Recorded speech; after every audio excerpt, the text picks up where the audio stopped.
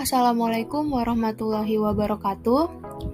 Hari ini kita akan belajar tentang wirausaha kerajinan dengan inspirasi budaya non-benda. Ini adalah pertemuan ketiga kita. Setelah pertemuan pertama, kita sudah membahas tentang apa itu wirausaha, kemudian siapa pelaku wirausaha, dan juga sifat-sifat dari seorang wirausahawan.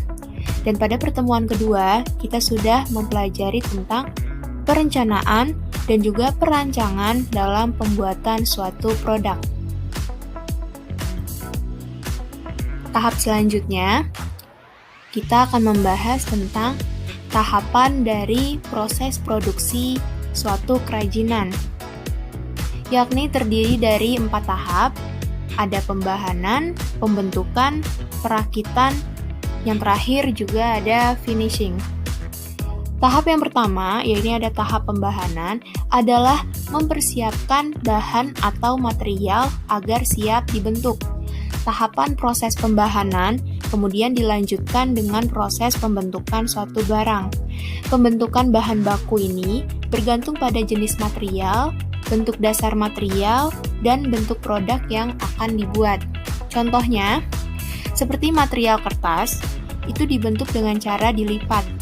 Atau contoh yang kedua, seperti kayu, bambu, dan rotan, itu dapat dibentuk dengan cara dipotong atau dipahat. Nah, pemotongan bahan dibuat sesuai dengan bentuk yang telah direncanakan. Pemotongan dan pemahatan juga biasanya digunakan untuk membuat sambungan bahan, seperti menyambungkan bilah-bilah papan atau 2 batang bambu. Nah, pembentukan besi dan rotan contoh lainnya. Selain dengan pemotongan, dapat juga menggunakan teknik pembengkokan. Pembentukan besi juga dapat menggunakan teknik las. Kemudian, untuk logam lempengan dapat dibentuk dengan cara pengetokan. Tahap terakhir adalah finishing. Finishing dilakukan sebagai tahap terakhir sebelum produk tersebut dimasukkan ke dalam kemasan. Finishing dapat berupa penghalusan atau pelapisan permukaan. Contoh pada kayu, di sana kita bisa menghaluskan kayu dengan menggunakan amplas atau menghilangkan lem yang tersisa pada permukaan produk. Finishing juga dapat berupa pelapisan permukaan atau pewarnaan agar produk tersebut lebih awet dan bisa terlihat lebih menarik. Selanjutnya ini ada kemasan kerajinan. Kemasan untuk kerajinan berfungsi untuk melindungi produk dari kerusakan serta memberikan kemudahan membawa dari tempat produksi hingga sampai kepada konsumen. Kemasan juga berfungsi untuk menambah daya tarik dan sebagai identitas atau brand dari produk tersebut. Fungsi kemasan didukung oleh pemilihan material, kemudian bentuk, warna, teks, dan grafis yang tepat. Material yang digunakan untuk membuat kemasan ini beragam, bergantung pada produk yang akan dikemas. Produk yang mudah rusak harus menggunakan kemasan yang memiliki material berstruktur.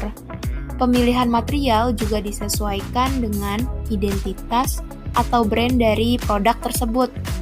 Daya tarik dari identitas selain ditampilkan oleh material kemasan juga dapat ditampilkan melalui bentuk, warna, teks, dan juga grafis. Nah, dalam pengemasan ini dibagi menjadi 3 pengemasan. Ada pengemasan primer, kemasan sekunder, kemudian kemasan tersier. Kemasan yang melekat pada produk disebut sebagai kemasan primer. Contohnya, misalkan kalian membeli barang secara online, biasanya barang tersebut memiliki kardus yang memang langsung bersentuhan secara langsung dengan produk yang kalian beli. Nah, itu kardus tersebut disebut dengan kemasan primer. Sedangkan kemasan sekunder ini berisi beberapa kemasan primer yang berisi produk.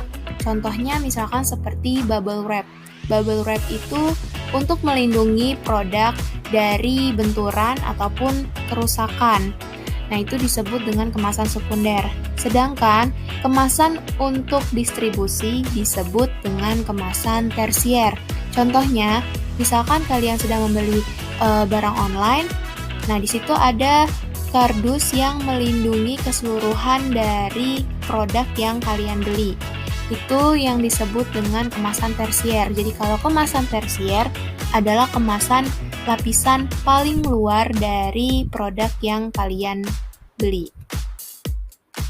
Nah, kemasan produk ini sebaiknya juga bisa memberikan identitas atau brand dari produk tersebut atau dari produsennya.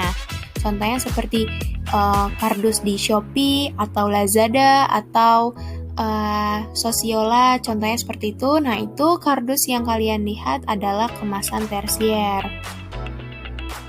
Namun, biasanya pada kemasan kerajinan dengan inspirasi budaya, itu bisa ditambahkan pada label atau lembaran keterangan yang berisi informasi tentang budaya non-benda yang menjadi inspirasi.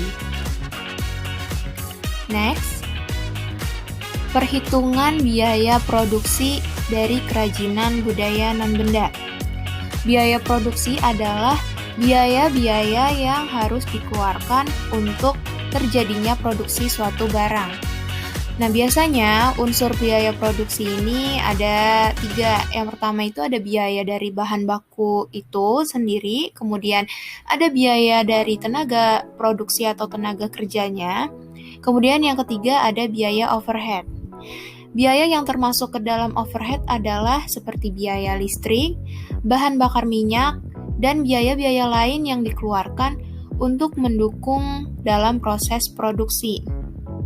Nah, kemudian total dari semua biaya tersebut disebut dengan biaya produksi. Sebagai contoh, di sini ada biaya bahan baku sebesar 500.000. Kemudian biaya tenaga produksinya atau tenaga manusianya adalah 50.000 per orang. Kemudian biaya overhead-nya seperti biaya listrik, bahan bakar minyak, atau biaya lainnya itu adalah 300.000. Nah, maka dapat ditotal biaya produksinya ini adalah sebesar 1 juta rupiah. Biaya pembelian bahan bakar minyak, kemudian sabun pembersih untuk membersihkan bahan baku, benang, jarum, lem, dan bahan-bahan lainnya dapat dimasukkan ke dalam biaya overhead.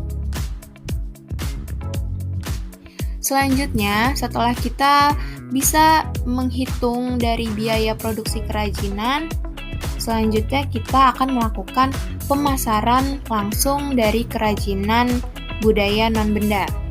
Pemasaran langsung adalah promosi dan penjualan yang dilakukan secara langsung kepada konsumen tanpa melalui toko.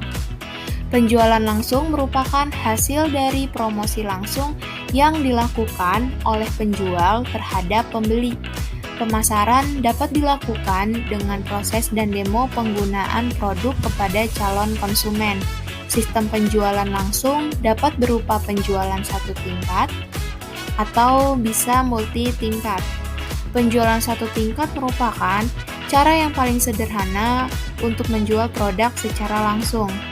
Wirausahawan langsung memasarkan dan menjual kepada konsumen tanpa membutuhkan toko atau seorang pramuniaga. Pemasaran produk kerajinan dapat dilakukan dengan cara pemesanan. Nah, konsumen juga dapat melihat langsung produk ataupun melalui gambar dari produk kerajinan dan kemudian memesannya. Nah, dalam melakukan pemasaran, produsen ini biasanya bisa melakukan penjualan atau memasarkan produknya secara sendiri. Tetapi, seorang produsen kerajinan juga dapat membentuk suatu kelompok penjual yang akan memasarkan dan juga menjualkan produknya secara langsung kepada konsumen. Nah, sistem dengan beberapa tingkat kelompok penjual tersebut atau kelompok-kelompok penjual yang dibuat oleh seorang produsen kerajinan itu disebut dengan multi-level marketing produk atau multi-tingkat dalam melakukan pemasaran. Nah, tetapi Ketika kita sedang melakukan pemasaran produk kita juga harus memiliki izin atau surat izin usaha penjualan langsung yang dikeluarkan oleh BKPM sesuai dengan Peraturan Menteri Perdagangan Nomor 32 Tahun 2008. Jadi dalam melakukan pemasaran kita juga tidak boleh sembarangan, kita juga harus mendapatkan surat izin dahulu dari BKPM. Sekian penjelasan untuk materi bab 1. Kurang lebihnya mohon maaf.